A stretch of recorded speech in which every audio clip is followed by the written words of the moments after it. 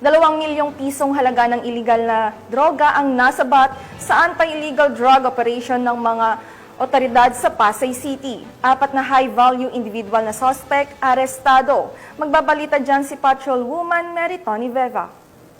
Matagal na aresto ng Southern Police District ang 4 na individual na kinilalang mga high-value individuals sa isang malakihang anti-narcotics operation kung saan nasamsam ang tinatayang 300 gramo ng hinihinalang shabu na may halagang humigit kumulang 2 milyong piso.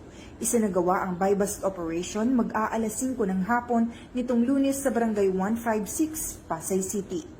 Pinangunahan ng District Drug Enforcement Unit SPD sa pamumuno ni Police Major Cecilio G. Thomas Jr. ang operasyon, katuwang ng District Intelligence Division at mga tauhan ng Substation 6 ng Pasay City. Ang mga narecover na ebidensya ay agad na dinala sa Southern Police District Forensic Unit para sa kaukulang pagsusuri.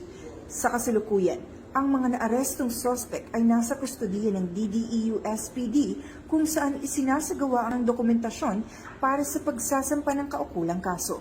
Mula dito sa Southern Police District, ako ang inyong PNN correspondent, Patrolwoman Meritoni Veva, alagad ng batas, tagataguyod ng Balitang Pulis.